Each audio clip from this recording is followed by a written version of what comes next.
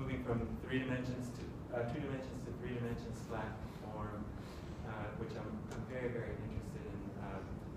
Transformative pieces that move and have, you'll see quite a bit of kinetic stuff as I go on through the work.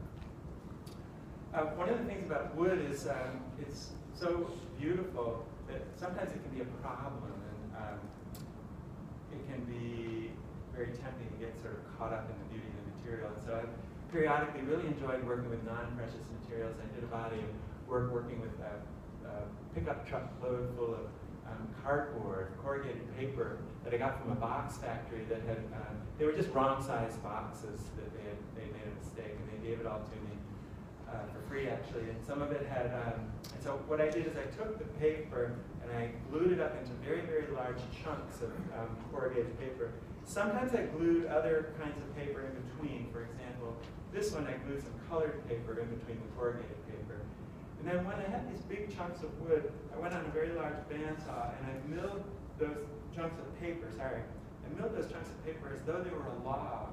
And I tried to cut through in as many different sort of ways as I could to generate essentially what becomes the equivalent of wood grain if you were milling a log.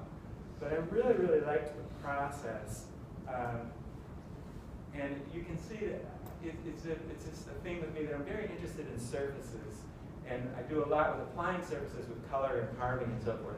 But what was interesting with the cardboard is that the surface texture is really inherent to the structure of the material. And so the exercise became cutting that material in as many different sort of ways and angles as possible, so that I was really generating surface by different ways that I exposed the structure. And so this one is put together with dovetails, which is really just sort of a little bit of a visual pun, because corrugated paper is anti-permanent versus the dovetail joint, which is sort of symbolic in woodworking of permanence. And they find wooden objects with dovetail joints in the Egyptian pyramids and so forth.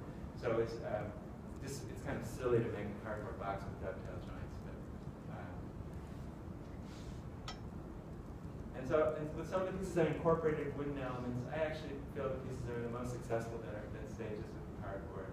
And there you can see a little bit of a sampling of the different kinds of textures. I experimented a little bit with making a piece that had drawers, and cardboard drawers don't work very well. And another approach to object making that I've tried to get at in various sorts of ways is trying to figure out how to put objects together relatively quickly. Woodworking can be really, really slow and really can take a long time. So these are pieces that I did that are essentially sort of like shish kebabs of wood that are assembled along a length of threaded rod that runs from a nut that's buried in the top down into the bottom. So these can be put together relatively quickly and tightened up with a wrench, and they're really, really strong. And so I just sort of had fun with the different structures, and they really do go together quite quickly. I can have them together in a part of a day. But then what happens to me is I get very, very involved in the surface, and I spend a lot of time working on the surface. In my shop, a big section of my shop is where I work with color and paint and different sort of materials. And over the years, I've used just about every kind of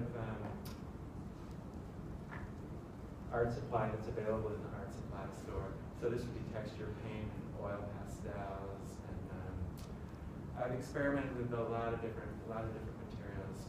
I still very often use wood. So these parts are veneered with really beautiful wood. Another approach to generating form quickly is that I've done a lot of pieces that are done with a process that's subtractive and additive at the same time, where you start with a large block of wood, and then you use a bandsaw to slice it apart into components, and then to remove certain sections. So in this case, I'm removing the sections that are the hollows in the image on the right. And then you end up with all these different parts that you cut apart with the bandsaw. You take certain parts and throw them away, and then you glue everything back together. And that's a relatively simple technique that we do teach in the woodworking classes here. And it's pretty amazing what students can come up with once you sort of show them how it works. And you can generate really simple form, and then I'll sort of click through a bunch of pieces that are made this way. It can get fairly complex, and enjoy the directness and the immediateness, and one of the things is sort of playing with the very, very simple outer form, but then getting more complex on the inside, so there's an element of surprise as you open it up. So just for size, like this one that's closest to me along the left-hand side, that's about 47 inches long. So some of them are pretty big.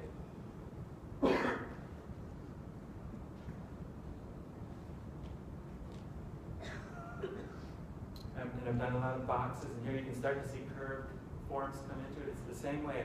It's starting with a chunk of wood, slicing it apart in certain ways, and then gluing it back together. So there you can start to, this is a stacked box, obviously. And then this is a pair of boxes. What's interesting with this pair of boxes is structurally, these two boxes are exactly the same. It's 4 elements on each one.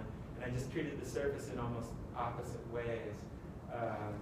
And so that they read very differently, but I'll show you what they look like as they come apart. So there's that one stacked up, and then there it is as it destacks. And then this one's stacked up, and then destacked. Those are about 3 feet wide, 2.5 feet tall. So I look a lot at historical furniture, and it's an important source for me. I grew up in Boston, and really the Museum of Fine Arts, the period rooms down in the basement, I really, really love. And one of the things I've sort of learned over the years is that the history of joinery has a lot to offer. And so what you're looking at is 3 examples of pretty basic blanket chest forms, but they're built using a frame and panel system of construction. And so a frame and panel system, which has a frame and then a panel in the middle, is just an intelligent woodworking way of dealing with the fact that wood is hygroscopic. It gets bigger and smaller as the seasons change, with Wisconsin being a really extreme kind of place, high humidity in the summer, super dry in the winter. And furniture constructed in other ways will explode and do all sorts of strange things. And a frame and panel is just a really smart way to build. So I was, with this whole series of blanket chests, I was exploring frame and panel construction and using it in different ways as a decorative element. In this case, the panels are copper. And also developing this vocabulary that you see along the edges here. It's all hand carving that I do with a simple pencil layout, sometimes using a ruler, and sometimes just doing it by eye, and then using just a saw and a chisel. And it's pretty simple, and I think it gets its effectiveness primarily through repetition and playing with color. So I've done a lot of these blanket chests over the years. I haven't made them in a while.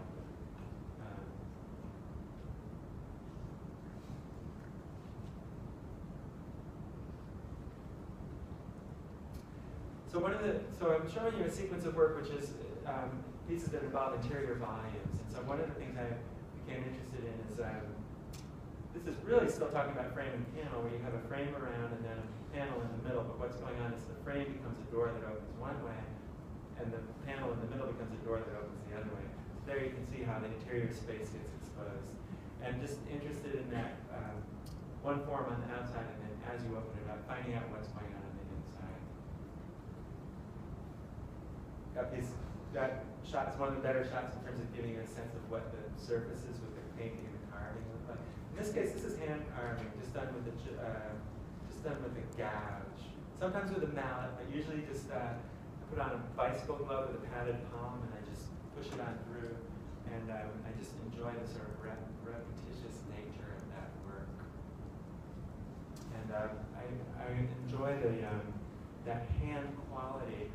There at various points, or there's a lot of ways that one can figure out how to use machines to do this kind of carving, but it would lose a certain sort of quality that comes from the fact that it is hand done. It's much less than perfect, and I think that imperfection is a lot of what I'm interested in. I wouldn't want to lose that imperfection.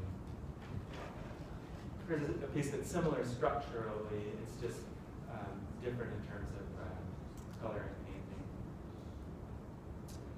So this is still in the territory of the blanket chest, but this was making a kind of a little bit of a hybrid object where it's both a bench and a blanket chest. So one of the things I have observed is anytime there's a flat surface anywhere, people pile stuff up on it. So then you can't open the blanket chest without removing the stuff. So what if the horizontal surface just stays in place and then the blanket chest swings out in order to open it up? And so that's the way these are basically giant compasses. That chest portion would swing around 360 degrees if you had a big enough space. And then these seats are kind of referencing, hopefully they read like a visual invitation to place your butt there, sort of based on vintage tractor seats, or that sort of inviting place. That's a kind of a motion shot that shows you how it moves. These pieces are called clothes silos, and they're pieces I made pretty soon after I moved to the Midwest from the West Coast. And they're about 7 feet tall, and they are really oversized laundry baskets that you can throw your laundry in the top for at least a month. And just keep throwing it in there. And they're fully ventilated with lots of holes drilled in them.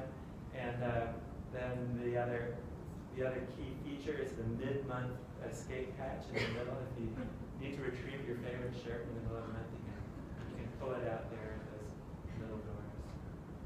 And there you can see a little bit of the, we just drilled thousands of holes in them in order to provide that ventilation, anti-fermentation effect.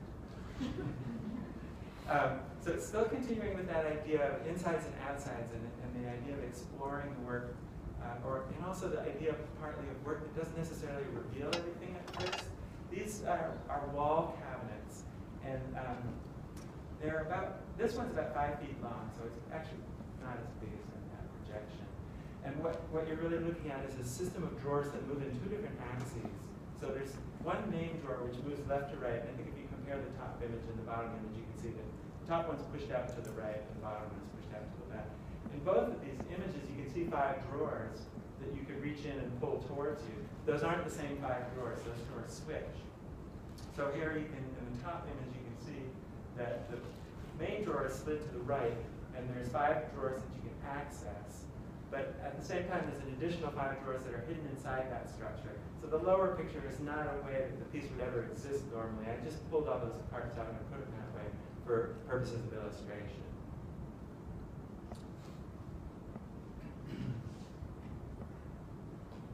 And then the next iteration of this work works a little bit differently.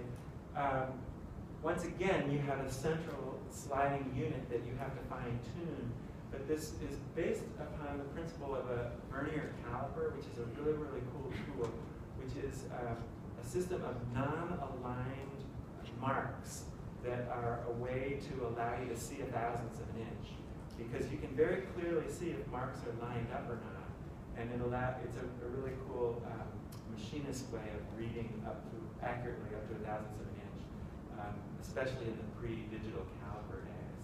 And so this was really a game of non-alignment, where there's 5 interior drawers, and you can always see all 5 drawers. You can always reach through the gaps and sort of rattle them around, but in order to access any particular drawer, you actually have to fine-tune the central unit. So in the upper unit right now, you can access that drawer over on the right. You can't pull out any of the other ones. And then in the lower image, you could pull out that baby blue one, but none of the other ones. So it's sort of, I don't know. It's a little bit, it's about, I'm interested in this moving picture that happens inside each one of these windows.